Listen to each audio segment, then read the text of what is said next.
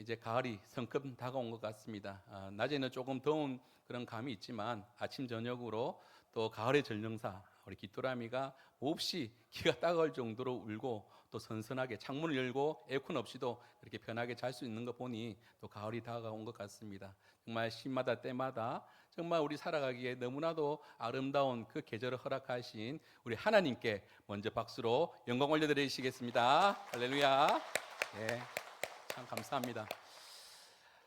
이렇게 좋은 계절 또 이런 자연 가운데 살아가는 것 참 행복이고 참 축복인 줄로 믿습니다. 그러나 수많은 세상 사람들이 이런 아름다운 세상과 또 이런 자연 속에 살아가면서 하나님의 손길을 누리고 살아가는 자들이 과연 몇 명일까? 그 몇 명 안 되는 그 소수의 그 사람들 중에 우리라는 것이 얼마나 큰 축복인지 모르는 것입니다. 그 축복을 느끼며 살아가는 자들이 오늘 이 자리에 하나님 앞에 예배드림으로 하나님께서 친히 임재하여 주셔서 또 하나님께서 크신 놀라운 그 사랑과 은혜를 우리 심령 가운데 충만히 부어주실 줄로 믿습니다. 네, 그러한 믿음으로 오늘 예배드리며 나가는 저와 여러분들 되시길 바랍니다. 여러분, 우리의 인생은 어떻다고 생각합니까? 우리 인생은 마치 거대한 그 바다를 항해하는 것 같다라고 많은 또 이렇게 시인들이나 또 우리가 살아가면서 그렇게 느끼며 살아가고 있지 않습니까? 끊임없이 물결이 넘실거리고 때로는 우리를 삼킬 듯한 그런 풍랑이 우리에게 또 다가온다는 것입니다. 그런데 이 풍랑과 물결은 세상 사람뿐만 아니라 하나님을 잘 믿는 그리스도의 백성들에게 그리고 여지없이 다가온다는 것입니다. 언제나 우리의 삶은 정말 순풍에 돛단 듯이 그렇게 순조롭게 그렇게 항해하는 그런 인생을 살고 싶지만 그러나 결코 그런 인생은 아니라는 것입니다. 그러나 여러분들 명심하십시오. 기독교는 우리가 날마다 풍랑으로 인하여서 절망하는 종교가 아니라는 것입니다. 우리의 기독교는 절대의 희망의 종교임을 여러분 꼭 기억하시기를 바랍니다. 어떠한 풍랑이 우리에게 불어친다 할지라도 죽음이라는 그 풍랑이 우리에게 엄습한다 할지라도 우리는 이겨내고 승리할 수밖에 없는 그러한 하나님의 믿음의 백성이라는 것입니다. 왜 그렇습니까? 풍랑 위에 걸어오신 그 예수님께서 오늘도 내일도 영원토록 우리와 함께 하시고 동행하시기 때문에 우리는 그러한 죽음 앞과 같은 풍랑이 온다 할지라도 우리는 이겨내고 승리할 수가 있는 것입니다. 여러분 믿습니까? 아멘. 여러분 오늘 이러한 믿음으로 오늘 본문을 살펴보니까 이 인생길에 나타나는 현상들을 이 사건을 통하여서 우리는 볼 수가 있는 것입니다. 오늘 이 제자들의 모습 한번 보십시오. 불과 몇 시간 전만 해도 이 오병이어라는 놀라운 그러한 기적의 은혜를 체험하지 않았습니까? 오병이어가 뭡니까? 산상수훈 예수님께서 수많은 무리를 모아놨고 하늘 복음을 전파했습니다. 이제 날이 저물어서 식사 시간이 되었을 때에 한 소년이 도시락을 하나님 앞에 드림으로 그 물고기 2마리와 보리떡 5개로 축사하사 떼어주고 나누어 주어도 줄지 않는 놀라운 기적의 체험. 그 성인 장정 5,000명을 먹이고도 12강저리가 남은 그 놀라운 오병이어의 기적의 역사를 체험한 이 제자들이 어떻게 지금 당하고 있습니까? 지금 그 불과 몇 시간 전에 이 오병이어의 놀라운 기적을 체험했던 이 제자들이 지금 풍랑을 만나서 죽겠노라고 아우성을 치고 있는 것입니다. 여러분 이 오병이어의 그 체험을 통하여서 경험을 통한 것뿐만 아니라 그 오병이어의 주체가 되어서 쓰임받았던 이 제자들이 그 당시에는 오병이어의 그 사건 그 당시에는 수많은 군중들이 이 제자들의 옷자락이라도 만지고 싶은 그런 한원숙 속에서 그렇게 보내었던 이 제자들이 불과 몇 시간 후에 지금 그런 어려움과 인생의 풍랑을 만나고 있는 것입니다. 이 모습이 바로 우리의 살아가는 모습이라는 것입니다. 오늘 본문에서 풍랑을 만나 고통당하는 제자를 보면서 맞다. 이것이 바로 우리의 인생이다. 그래서 이 말씀을 보면서 정말 지금 내가 살아가는 것이 너무나도 일이 잘 풀리고 내가 하는 것마다 계획하는 것마다 정말 수풍에 돛단 듯이 너무나도 잘 이루어지고 있는 분이 계십니까?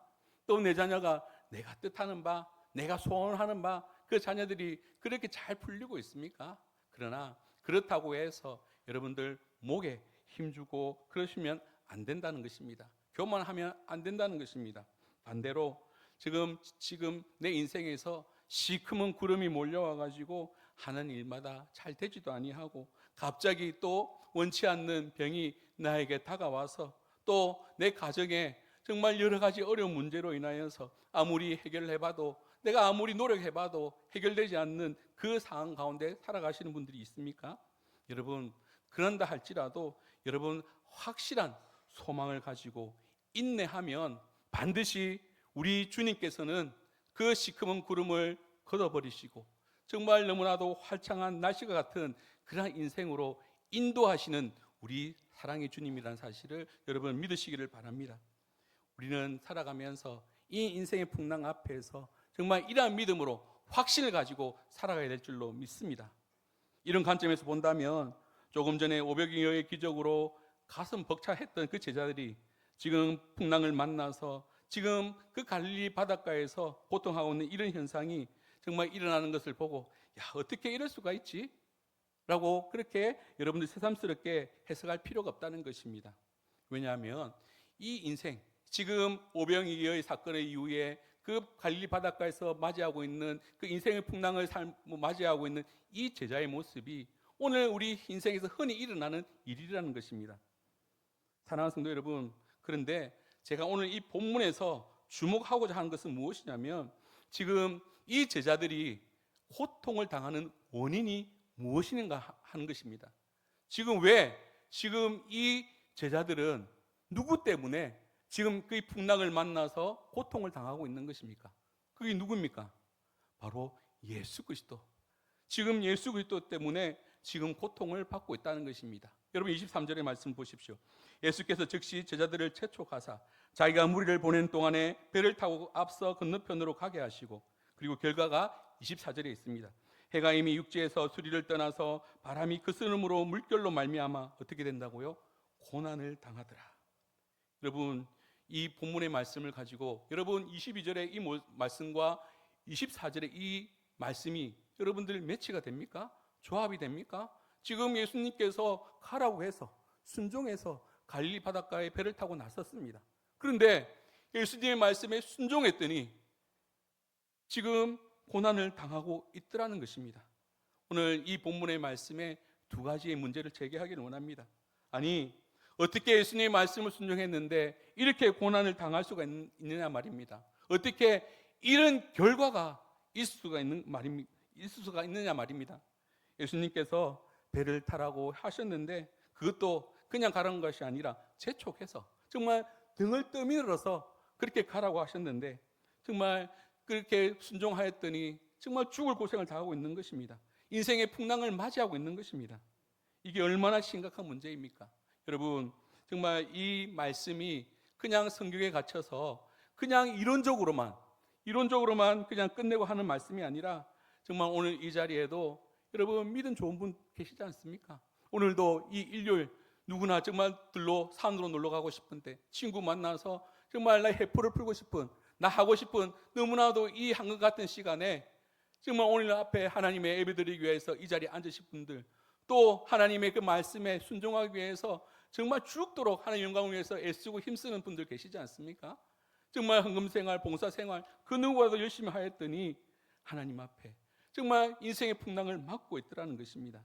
여러분 이러한 일들이 우리 삶 가운데 얼마나 자주 일어나는 것인지 모른다는 것입니다. 저 같은 목사님들이 맨날 강단에 서서 여러분 하나님 말씀에 순종하십시오. 그러면 복을 받습니다. 순종하면 여러분 인생의 풍랑이 파도가 멈춥니다. 맨날 그런 설교를 하지만 우리가 이런 속에서 자주 듣지 않습니까? 그런데 우리 살아가는 삶의 현장에서는 결코 이런 공식이 잘 이루어지지 않을 때가 더 많더라는 것입니다. 또 한 가지의 문제를 발견한다면요, 여러분 기왕 그랬다면, 기왕 그 제자들이 인생의 풍랑을 만나서 지금 죽을 고통을 하고 있다면, 그러면 보시자 말자 즉시 오셔가지고 파도야 멈추어라, 바람아 잠잠하라고 그렇게 그 고통과 문제 해결을 해 주셔야 할 텐데, 지금 마가복음에 보면 예수님께서 어떻게 하고 계십니까? 마가복음에 보니까 똑같은 현상을 또 다르게 말씀하고 있습니다. 마가복음 6장 46절에서 48절 말씀을 보십시오. 무리를 작별하신 후에 기도하러 산으로 가시니라. 저물매 배는 바다 가운데 있고 예수께서는 홀로 무태 계시다가 바람이 거스름으로 제자들이 힘겹게 노젓는 것을 보시고 밤 사경쯤에 바다 위로 걸어서 그들에게 지나가려고 하시매. 지금 주님께서는 지금 제자들이 풍랑을 만나서 고통을 당할 때 처음부터 끝까지 지켜보고 계시다는 것입니다. 그냥 제자들을 갈릴바다로 보내고 그냥 홀로 산으로 가셔서 끝내는 것이 아니라 높은 산에 올려서 제자들이 어떻게 하고 있는지, 지금 무엇을 하고 있는지 지켜보고 계셨다는 것입니다.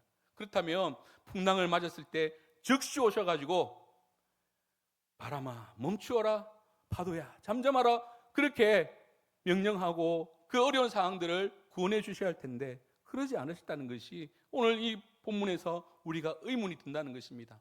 왜 그런 문제를 당했을 때에 왜 예수님은 즉시 오지 아니하시고 몇 시에 왔다고요?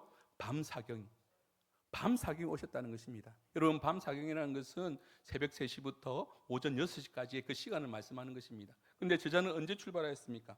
제자는 언제 출발했는지 신학자들은 많이 의견이 분분하지만, 그러나 요한복음 6장 16절에 보니까 제자들이 저물 때에 바다로 내려갔더라. 날이 저물었을 때, 그러면 초저녁을 의미하는 거지 않습니까? 그러면 대충 7시부터 밤 9시까지의 그 시간을 말하는 것입니다. 그렇다면 밤 9시부터 새벽 3시까지, 그렇게 짧게 잡더라도 그렇게 무려 6시간 동안, 여러분들 한번 생각해 보십시오. 바다 한가운데 그렇게 폭풍이 몰아치고 바람이 불어치고 10분도 우리가 두려워서 그렇게 견디지 못하는데 무려 몇 시간 동안요? 무려 6시간 동안, 1시간도 안 오시고 2시간도 안 오시고 무려 6시간 동안 이 제자들이 이 풍랑 속에서 정말 살려달라고 고통을 당하고 있는데 먼 산에서 예수님은 바라만 보고 계셨다는 것입니다. 여러분 이것을 어떻게 바라보고 계십니까? 어떤 믿음의 눈으로 여러분들 바라보고 계십니까?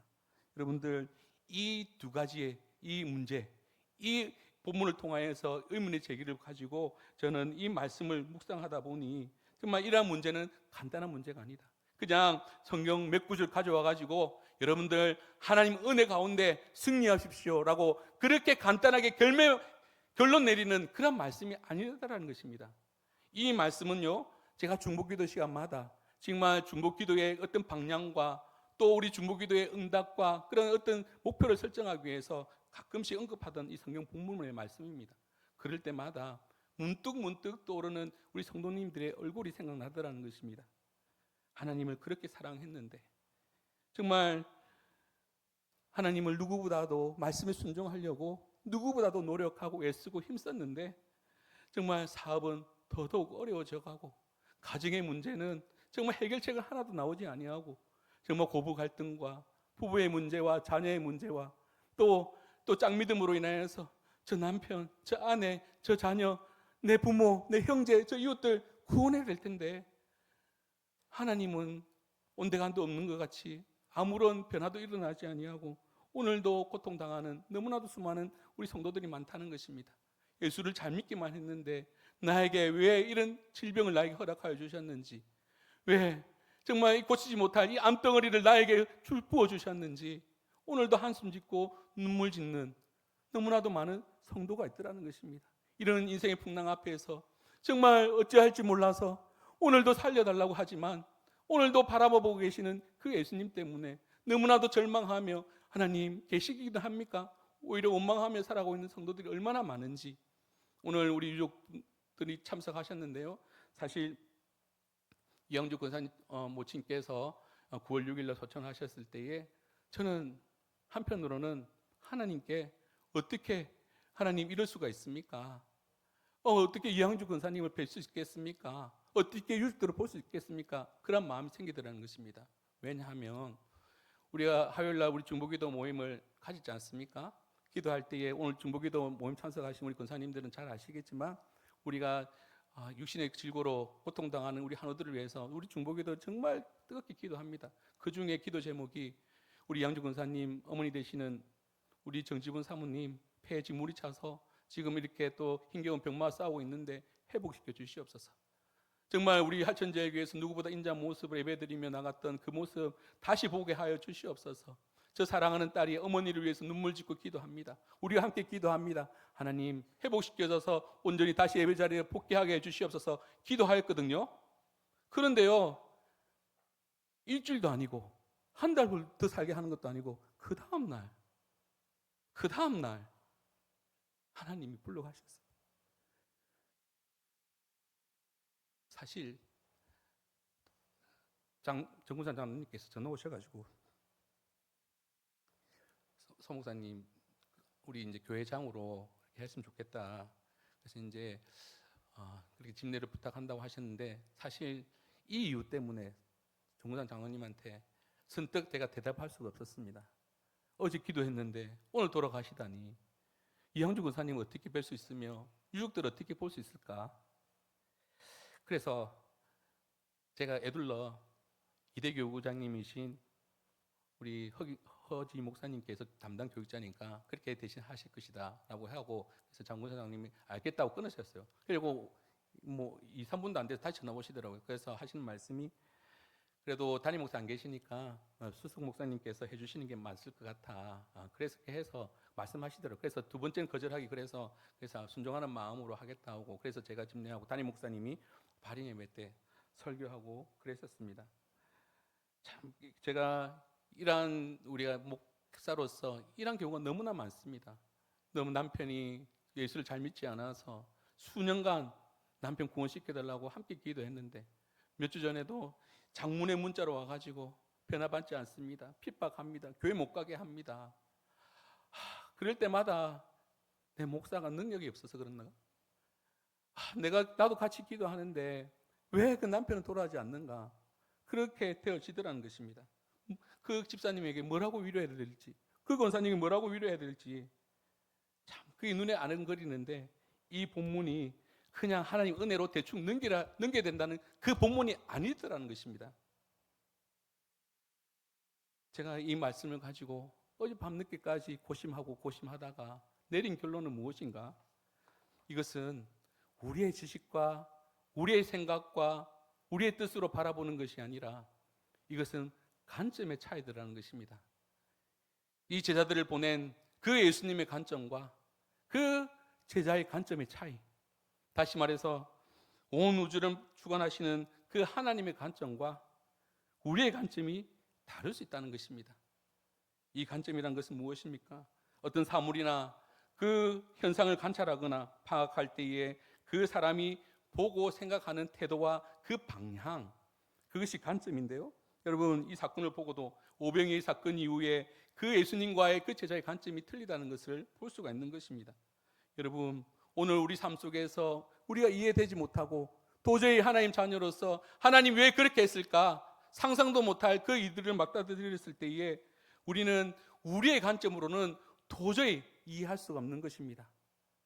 바로 하나님의 관점, 하나님의 관점으로 우리가 바라보았을 때에 우리는 그 인생의 답을 얻을 수가 있는 것입니다. 오늘 본문에 나오는 이 오병이의 기적을 결과도 보면 그 예수님의 관점과 제자들의 관점이 얼마나 다른지, 하나님의 관점과 사람의 관점이 얼마나 다른지 볼 수가 있는 것입니다. 여러분, 이 오병 기적이라는 그 상황을 다시 한번 상상해 보시기를 바랍니다.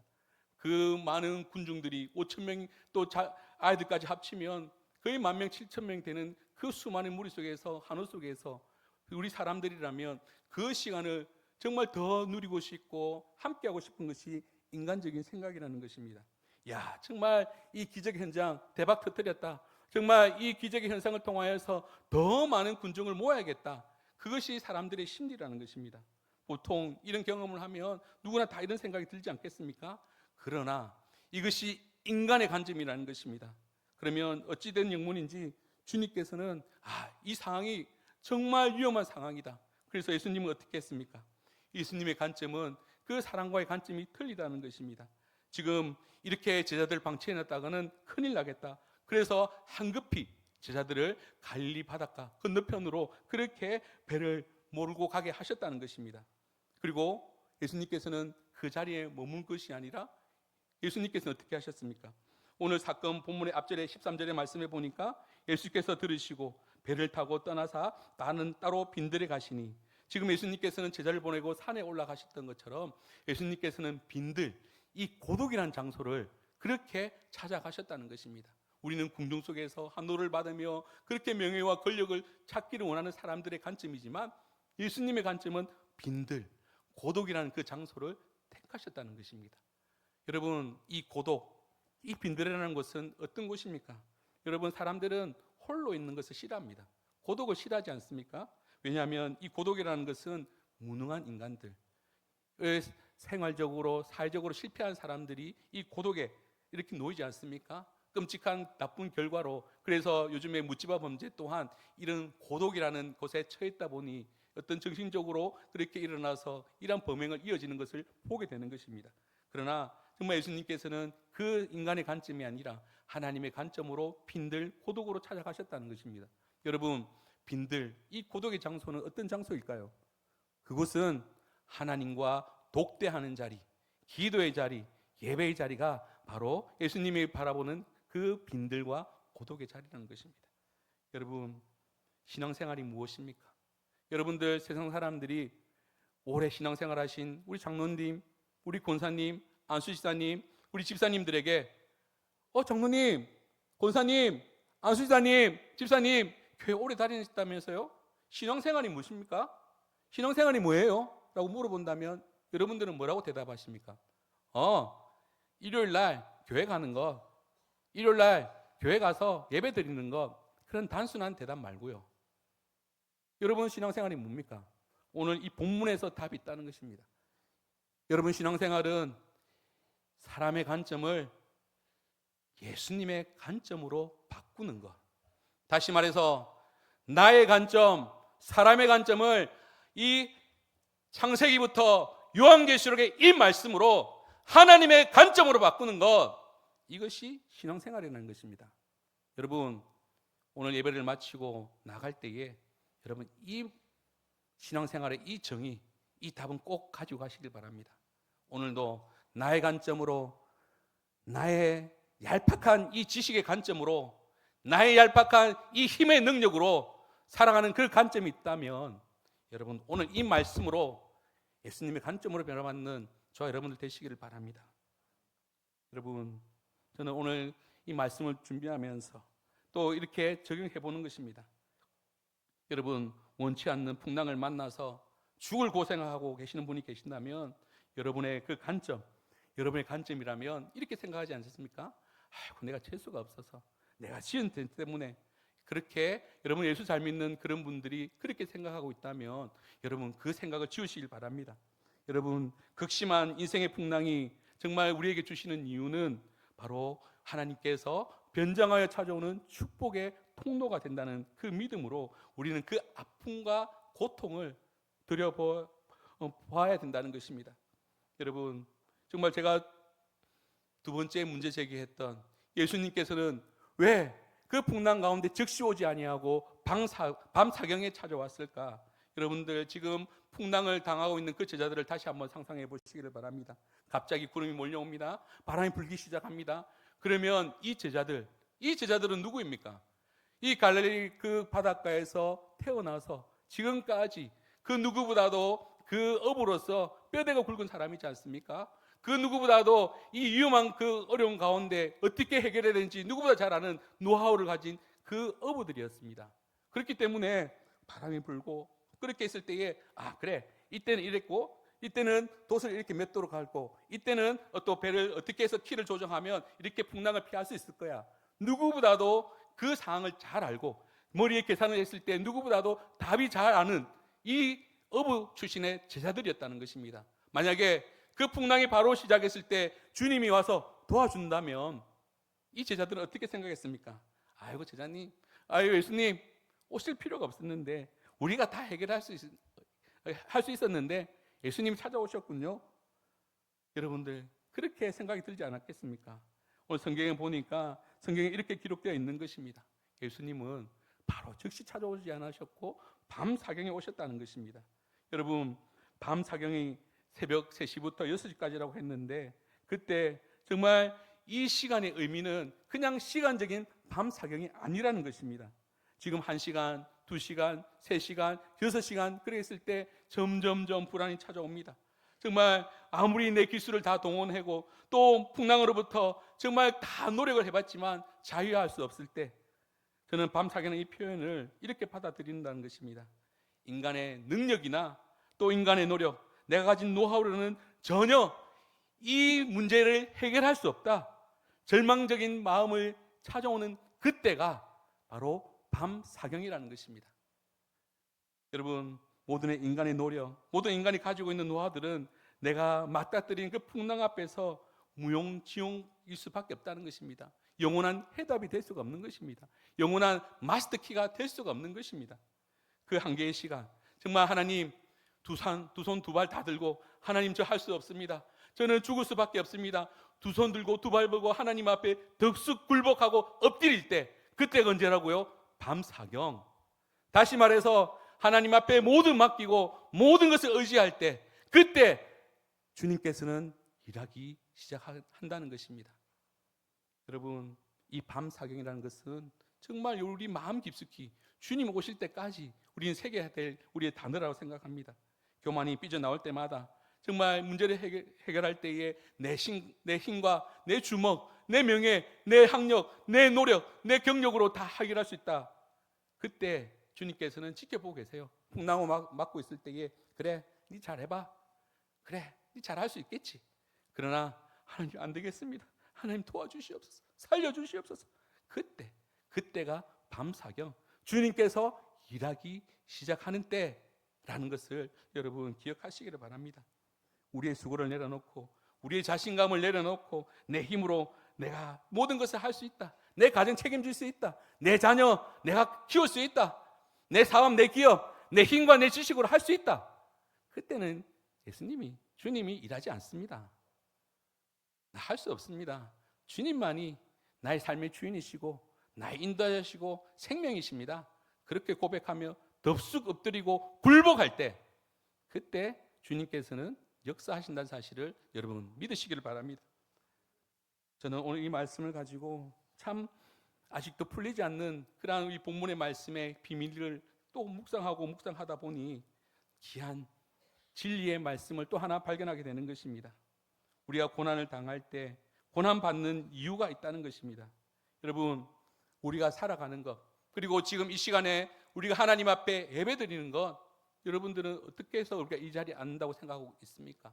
여러분, 우리 인생에서는 결코 우연이라는 것은 없습니다. 물론 세상 사람들은 하나님 알지 못하기 때문에, 하나님의 섭리 가운데 살아간다는 것을 믿지 못하기 때문에 내 뜻대로 와, 우연하게 내 로또 당첨받았다, 이야, 이 웬 행제냐 라고 말할 수 있지만 우리는 하나님의 자녀로서 그렇게 말하면 안 되는 것입니다. 오늘 이 자리에 앉아 있는 것도 하나님의 그 계획과 섭리 속에서 우리는 하나님 앞에 인도함 받고 이 자리에 예배드리고 있음을 여러분 기억하시고 믿으시기를 바랍니다. 그렇기 때문에 우리가 모든 일어나는 일에는 원인이 있는 것입니다. 내 범죄의 결과일 수도 있고 내 미련한 지혜와 또 내가 또 죄 때문에 또 그 원인을 알 수 없는 것들 때문에 일어날 수 있지만 오늘 이 시간에 말씀드리고 있는 것은 예수님을 잘 믿는데 왜 이런 고난을 당하는가? 내가 하나님 말씀에 순종했음에도 불구하고 왜 이러한 고난과 풍랑을 만나는가? 여러분들, 왜? 저는 이 의문 가운데 그 가운데 하나님의 놀라운 축복이 있더라는 것입니다. 하나님은 이 인생의 풍랑을 통해서 우리에게 축복 주시기를 원한다는 것입니다. 그것이 무엇이냐면 첫 번째로 이 풍랑의 그 고난을 통해서 우리 인생의 그 예수님의 능력을 경험케 하기 위해서 우리에게 이러한 축복을 허락하여 주신다는 것입니다. 여러분, 주님은 어제도 오늘도 내일도 영원토록 저와 여러분들을 위해서 일하신 분이라는 것을 믿으시기를 바랍니다. 주님은 이 시간도 저와 여러분들을 위해서 일하고 계시는 것입니다. 일하시되 우리의 조급한 타이밍, 주님 지금 이 시간 와서 풍랑을 잠잠시켜 주시옵소서, 우리의 타이밍이 아니라 하나님의 때, 하나님의 시간에 주님은 일한다는 사실입니다. 여러분, 이 이론을 가지고 말씀드리고 싶진 않지만 실제적으로 우리가 일어나는 주님의 일하심은 우리의 생각과 우리 상상을 훨씬 더 초월하여서 주님은 오늘도 일하고 계신다는 사실입니다. 여러분, 오늘도 한 가지 확실히 믿는 거, 주님 말씀에 순종하여 말씀대로 그렇게 살려고 애쓰다가 당하는 이 고난과 고통은 하나님께서 반드시 해결해 주신다는 그 확신이 저와 여러분들에게 있어야 될 줄로 믿습니다. 이런 물결, 이 풍랑은 언젠가는 하나님께서는 반드시 잠잠게 해주시고 또 멈춰주시고 또 우리의 모든 문제는 해결해 주신다는 것입니다. 언제요? 바로 밤사경, 하나님의 때, 하나님의 타이밍 때 하나님은 그렇게 역사하여 주시고 그 일 가운데 이 예수 그리스도의 그 능력을 경험하는 놀라운 축복을 저와 여러분들에게 허락하여 주신다는 것입니다. 그리고 인생의 풍랑 가운데 주시는 두 가지 축복, 두 번째 축복은 무엇인가? 그것은 예수님의 위로하심, 예수님의 위로하심을 우리에게 허락하여 주신다는 것입니다. 어떤 의미에서는 예수님의 능력이라는 것은 하나님의 방식으로 우리가 상상을 초월하여서 그렇게 우리에게 다양한 방식으로 일하시지만, 그러나 이 위로하심은 예외 없이 찾아오는 하나님의 축복이라는 것입니다. 여러분, 오늘 본문에 한번 말씀해 보십시오. 지금 예수님께서 고통하는 현장에 나타나셔서 밤 사경에 나타나셔서 지금 어떻게 역사하고 계십니까? 우리 인간의 관점으로는 지금 풍랑이 치고 있고 파도가 치고 있고 바람이 불고 있으니까 당장 바람아 멈추어라, 파도야 잠잠하라, 그것의 문제 해결에 우리는 집중하고 있지만, 그러나 주님의 문제 해결은 그것이 아니라는 것입니다. 예수님은 뭐라고 말씀하십니까? 안심하라, 나니 두려워 말라. 여러분, 이 문제 앞에서도 우리의 관점과 예수님의 관점이 틀리다는 것입니다. 이 문제 앞에서 우리가 문제를 당했을 때에 그 무엇보다도 힘들어하는 것이 무엇입니까?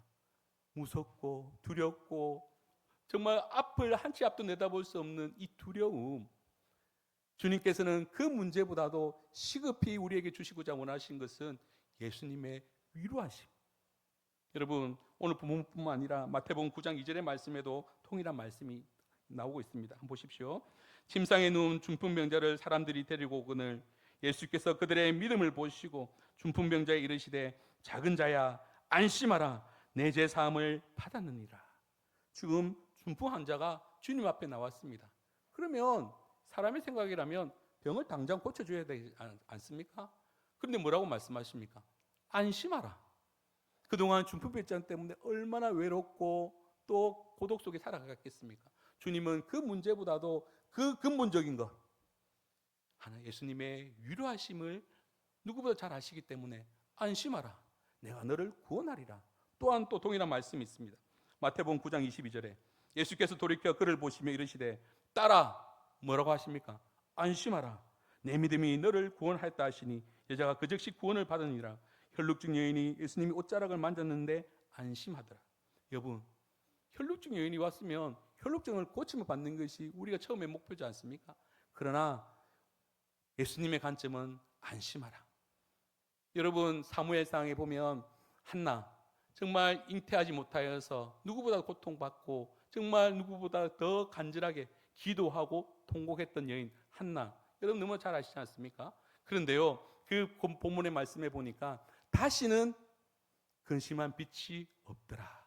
이 한나의 얼굴빛이 다시는 근심한 빛이 없더라 라고 그렇게 말씀하고 있습니다. 왜 그럴까요? 잉태해서 하나님이 새 생명을, 태열매를 허락해서요? 아니라는 것입니다. 그 기도 가운데 하나님의 위로하심을 경험하니까 그 기도의 응답, 뱃속에 태열매를 문제 해결을 받지 않아도 위로하심으로 인하여서 근심한 빛이 없더라. 이것이 우리가 기도하는 사람으로서, 하나님의 자녀로서 살아갈 그 진정한 모습이라는 것입니다. 여러분들, 당장 내 눈앞에 일어나는 그 풍랑 때문에 그 기도 제목으로 답이 응답되지 않는다고 해서 여러분들 근심한 빛으로 살아갑니까? 그것은 진정한 하나님의 자녀의 모습이 아니라는 것입니다. 오늘 기도함으로 하나님께서는 예수님의 위로하심으로 우리는 그럼에도 불구하고 다시는 근심한 빛이 없더라. 날마다 믿지 않는 사람들이 와 그렇게 너희들은 얼굴이 항상 웃는 얼굴이고 와 그래 그렇게 평안하노. 그때 우리는 뭐라고 대답해야 됩니까? 나는 비록 내 인생의 풍랑이 멈추지 않더라도 날마다 나는 예수님의 위로하심을 받아. 안심하라. 내니 두려워하지 말라. 그렇게 말씀하신 예수님이 늘 우리와 함께 하시고 동행하셔. 그렇기 때문에 나는 늘 웃을 수 있고 찬양할 수 있고 감사할 수 있어. 라고 그렇게 고백할 수 있는 저와 여러분들 되시기를 바랍니다. 제가 오늘 여러분들 굉장히 중요한 또 말씀을 한 가지 더 드리기를 원합니다. 설교가 안 중요하고 더 중요한 것이 있냐마는요. 그러나 인생길을 살아가는 데 있어서 굉장히 중요한 포인트를 한 가지를 말씀드리기를 원합니다. 그것은 무엇이냐면 우리가 고통이 과연 내가 저주받아서 내가 죄를 지어서 받는 인생의 풍랑인지 아니면 하나님이 변장하여서 다가오는 축복의 통로인지 이것을 구분할 수 있는 방법. 여러분 그것이 무엇이라고 생각하십니까? 내가 잘못을 해서요? 내가 저주받아서 내 이러한 풍랑을 만납니까? 아니면 내가 예수님을 잘 믿었는데 변장하여서 찾아오는 축복의 통로입니까? 여러분이 당하는 이 고통이 정말 이가봇이라는 하나님의 영광이 떠나간 그러한 결과로 정말 나가 이렇게 저주를 받고 있는지 아니면 축복의 통로로 변장하고 찾아오고 있는 고통인지 구분하는 중요한 잣대가 있습니다. 그 중요한 잣대는 이 한 예화를 통하여서 또 한 여선교사님의 간증을 통해서 여러분들에게 알려드리기를 원하는 것입니다. OM 국제선교회에서 선교사로 일하시던 볼렛 타스틸 클롬이라는 여선교사님이 계셨습니다. 원래는 이 여선교사님은 선교사님이 아니었어요. 한 목회자, 한 목사님의 아내로서 또 목사님을 잘 보필한 사모님이었습니다. 그런데 이 가정에 3명의 자녀가 있었어요. 이 3명의 자녀가 있었는데 그런데 안타깝게도 불행하게도 첫째는 5살 때 큰 질병에 걸려가지고 이렇게 하나님 부르심을 죽었고요. 사망을 했고 둘째, 셋째는 13살, 14살 때 교통사고로 그냥 하나님 부르심을 받았어요. 여러분도 한번 생각해 보십시오. 한 아이를 하나님 데려가셔도 정말 어미로서 정말 고통 가운데 살아갈 텐데 둘째도 아니고 셋째를 모두를 하나님이 데려가셨어요. 여러분들 한번 상상을 해보십시오. 여러분 어떤 마음이 살아가겠습니까? 사는 게 아닙니다. 정말 그 아픔과 상처는 하루하루가 그냥 고통 가운데 살아가는 거지 않습니까? 그런데 더 불행한 것은 남편 되신 목사님께서 이 임파선 암에 걸려가지고 그렇게 40도 안 돼서 하나님의 부르심을 받게 되는 것입니다. 정말 여러분들 이런 상황에 처했을 때에 진짜 세상 사람들 같은 경우에는 그냥 스스로 삶을 마감하는 그런 극단적인 그런 삶에 처해 있는 이 사모님이었다는 것입니다. 근데 이 사모님은 그럼에도 불구하고 하나님의 향한 그 사랑을 놓치지 않고 이 목사님이 못한 이 사역, 이 사명을 감당하기 위해서 이 사모님은 이 대만의 선교사로 그렇게 지원하여서 파송하게 됩니다. 그런데 여러분 이게 어찌된 일입니까? 누구보다도 복음의 열정을 가지고 그 어려운 가운데서도 하나님의 사랑의 끈을 놓지 않기 위해서 이렇게 헌신하고 사역을 하는데 강도를 만나요. 강도를 만나는데 여러분 그냥 강도를 만나는 것이 아니라 돈만 뺏고 그냥 폭행을 당하는 것이 아니라 성폭행을 당하는 거예요. 여러분 정말 한 여성으로서 너무나도 씻지 못할 이 수치스러운 일을 당했는데 이제는 여러분 하나님 계십니까? 아무리 너무 하시지 않습니까? 정말 그냥 하나님 저버리고 그냥 극단적인 선택해도 누구 하나 진짜 어떤 이유를 대지 않더라도 정말 그럴 수도 있겠다라고 생각되지 않습니까? 그런데요 여러분 그런 남편을 보내고 자녀를 보내고 이런 일까지 당했는데도 불구하고 이분은 스스로 이런 질문을 합니다. 하나님 왜 이런 극심한 연속되는 고통 가운데 저를 내버려 둡니까? 라고 하면서 깨달았던 진리가 뭔지 아십니까? 이분이 이 책 가운데 이렇게 서술한 것을 그대로 여러분들에게 소개하기를 원합니다. 여러분 잘 들어보십시오. 나는 하나님의 말씀 앞에서 받은 그 위로의 힘을 체험했습니다. 죽어가는 아들을 향해 정말 몸부림치던 밤에도 하나님의 말씀은 능력을 갖고 나에게 찾아왔습니다. 남편이 숨 한 번 들이마시기 위해서 죽을 힘을 다해 쓰던 그 밤에도 하나님께서는 나에게 찾아와 말씀해 주셨습니다. 그리고 놀랍게도 그 말씀이 나의 비통함을 치유해 주시는 것을 볼 수 있었습니다. 환난을 당하고 나니 평소에 건강하게 듣던 그 상투적인 그 말씀이 하나하나도 절대로 거짓이었고 나에게 빛을 비추시는 진리의 말씀이었습니다. 마른 입술을 적시는 마치 산수와 같았습니다. 주님이 요한복음에서 말씀하신 것 같이 그 말씀은 영이요 생명이었습니다. 하나님은 환난 당한 나에게 말씀으로 응답하셨고 위로하셨습니다. 남편과 자녀를 데려가시고 다시 돌려주시지는 않았지만 말씀을 통해서 놀라운 은혜를 허락해 주셨습니다. 여러분, 정말 놀라운 이야기지 않습니까? 제가 다시 말씀드립니다. 인생 가운데 내가 경험하는 고통 당하는 인생 가운데 내가 경험하는 그 좌절스러운 그 풍랑이 과연 내가 저주받은 결과인가? 아니면 하나님이 변장하여 찾아오는 축복의 통로인지 판가름하는 그 구분의 잣대가 뭐라고요? 말씀으로 찾아온 예수님의 위로하심. 나의 그 풍랑 가운데 예수님의 위로하심이 있다면 그것은 하나님이 변장하여 찾아오는 축복의 통로가 된다는 것입니다. 여러분, 오늘도 그 고통의 경중을 따지는 것이 아니라 그 고통에 찾아오시는 예수 그리스도, 안심하라 내니 두려워 말라, 이 말씀이 들려지는 그 인생이라면 그 고통은 바로 변장하여 찾아오는 하나님의 축복의 통로임을 여러분 꼭 믿으시기를 바랍니다. 오늘 수많은 성도님들은 이 불가사의 눈으로 날마다 이 현상을 바라보며 견뎌내며 지내고 있습니다. 오랜 쉬는 가운데 정말 눈물 짓고 그 기도 제목이 응답되지 않아서 오늘도 인내하며 그렇게 나가는 성도들이 있지 않습니까? 목사님, 더 이상은 못 견디겠습니다. 너무 괴롭습니다. 어찌하면 좋겠습니까? 한숨 짓고 눈물 짓는 그 성도들의 그 음성, 하나님 침묵하는 것 같아도, 주님이 일하시지 않는 것 같아도 오늘 밤 사경에 찾아오셔서 안심하라 나니 두려워 말라, 오늘 그 말씀으로 우리를 위로해 주시고 오늘도 그 주님의 놀라운 그 능력의 경험으로 오늘도 축복으로 인도하신다는 그 주님을 여러분 믿으시기를 바랍니다. 말씀 맺으면서 여러분들 정말 인생의 풍랑이 찾아왔을 때 여러분 이 두 가지 축복을 꼭 붙드시기를 바랍니다. 첫 번째, 한 가지 확신, 언젠가는 이 풍랑은 그친다. 하나님 풍랑이 잠재워 주시는 날이 반드시 오실 것이다.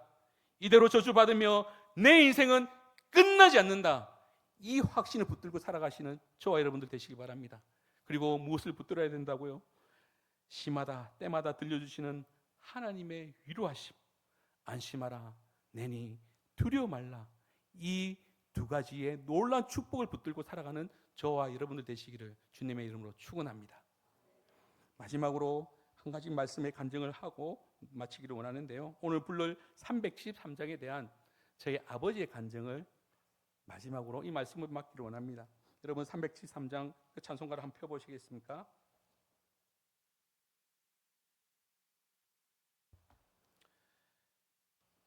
제목이 고요한 바다로입니다. 이 찬양이 간증인데요, 제 아버지는 2006년도 우리 할천제일교회 우리 영아부, 여러분들 아시는 분 아시고 모르신 분들도 계신 줄 아는데, 제 아버지는 이 할천제일교회에서 세례를 받고 집사로 섬기시다가 또 안수 집사로 또 이렇게 임직을 받고, 그래서 영아부, 지금은 이제 우리 유치부만 있지만 그 당시에는 영아부 유치부가 따로 있었습니다. 영아부 부장 집사로 이렇게 섬기시다가 지병으로 하나님 부르심을 받았습니다. 근데 이 조남은 서동휘 안수 집사인데요, 제 아버지께서는 평생 동안 오랫동안 배를 타셨습니다. 유조선, 정말 축구장 2배 크기만큼 큰 배를 이렇게 타셨는데, 이 배는 유조선인데 이제 사우디에서 기름을 싣고 그렇게 미국으로 이렇게 운송하는, 그게 미국 회사의 그 배를 타셨습니다. 그런데 예전에 어떤 일이 있었냐면, 이제 사우디에서 기름을 가득 싣고 이제 그 미국에 그렇게 수송하기 위해서 했는데, 이 배가 갑자기 태평양 한가운데 딱 멈춰버린 거예요. 여러분 한번 생각을 해보십시오. 이 배 크기가 얼마 크기냐면 축구장 2배보다 훨씬 큰 배입니다. 이제 저희 아버지는 이제 그 배에는 갑판부가 있고 기관부가 있습니다. 갑판부는 이제 배 위에서 일하시는 분들이고, 저희 아버지는 이제 갑판부에는 선장이 이제 칩이 제일 그거고요. 그리고 이제 기관부에는 기관장, 저희 아버지가 기관장이었습니다. 기관장이었는데 배가 섰는데, 이제 아버지께서는 이제 의기양양하게, 아이고 이것쯤이야, 내가 배가 엔진이 이렇게 하면 고장 나고 이렇게 하면 해결되지, 누구보다도 잘 알고 있는 그러한 기관장이지 않겠습니까? 그렇게 했는데, 근데 1시간을 고쳐도 안 되고, 하루가 걸려서도 안 되고, 이틀이 돼서도 안 되고, 근데 본사에서는 왜 지금 배가 오지 않느냐, 지금 하루가 느리면 그만큼 그 재정적인 리스크가 그렇게 이제 늘어나게 되는데 큰일 났다. 지금 하루 안 올 때마다 1억, 2억, 3억 그렇게 부채가 늘어난다. 그렇게 막 재촉하는 전화가 오고, 지금 아무리 노력해도, 지금 도면을 꺼내놨고 아무리 해결해도 엔진이 움직이질 않는 것입니다. 그리고 6일, 7일 온몸에 기름이 되고 지치어서 도저히 안 돼서 이제는 어떻게 할까? 아무런 지금 답이 없는 거예요. 그래서 아버지가 항상 하는 게 뭐냐면, 늘 시작할 때 마칠 때마다 이 성경책을 펴놓고 그 성경을 한 절 읽고 필사했습니다. 근데 그날따라 기도도 안 되고요, 말씀도 눈에 안 들어오고, 그래갖고 너무 한숨 짓고, 주님 어떻게 했으면 좋겠습니까? 네, 잘 모르겠습니다 하고 그렇게 자포자기하고 딱 하고 성경책을 펴고, 이제 그래도 이러면 안 되지, 하나님 앞에 찬양을 드리겠다 한 찬양이 바로 이 찬양이었습니다. 고요한 바다로 저 천국 향할 때 주께 순풍 주시니 참 감사합니다. 2절요. 큰 물결 일어나 나 쉬지 못하나 이 풍랑으로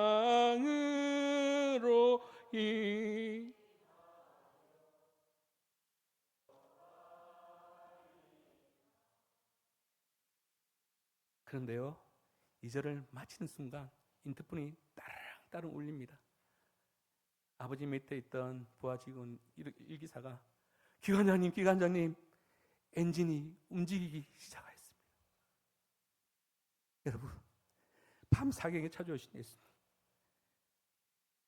여러분 인생의 엔진이 멈출 듯한 그 풍랑 속에서 망망대해에 홀로 남겨진 그 순간에서도 우리 주님께서는 찾아오셔서 안심하라, 내니 두려워 말라고 늘 여러분들 가운데 계십니다. 여러분, 이 믿음으로 주님 오시는 그날 아무런 풍랑이 온다 할지라도 여러분 이 말씀 붙잡고 승리하며 나가는 저와 여러분들 되시기를 주님의 이름으로 축원합니다. 기도하시겠습니다. 하나님 아버지, 감사합니다. 우리의 인생은 정말 거대한 항해와 같은데 날마다 인생의 풍랑이 몰아쳐서 하나님 죽을 것 같은 이 제자의 모습 같은 우리 인생입니다. 아무리 노력해도, 아무리 발버둥 쳐봐도 하나님 변화되는 건 하나도 없고, 하나님 잡히는 것이 하나도 없는 것이 우리 인생입니다. 그렇지만 하나님 앞에 굴복하며 나아갈 때 하나님께서 예수 그리스도의 복음의 능력을 주시는 우리의 축복을 허락하여 주시고, 또 날마다 우리에게 오셔서 예수님의 유일하심으로 오늘도 그 풍랑을 이겨낼 수 있는 그 믿음을 허락하시는 그 놀라운 축복을 오늘도 우리의 그 믿음으로 바라보게 하시니 참으로 감사드립니다. 많은 성도들 가운데 이 풍랑을 맞고 있는 성도들이 있다면 이 말씀 붙잡고 주님 오시는 그날까지 믿음으로 승리하며 살아갈 수 있는 우리의 권속들 되게 하여 주시옵소서. 감사드립니다. 이 모든 말씀 예수님의 이름으로 기도드리옵나이다. 아멘.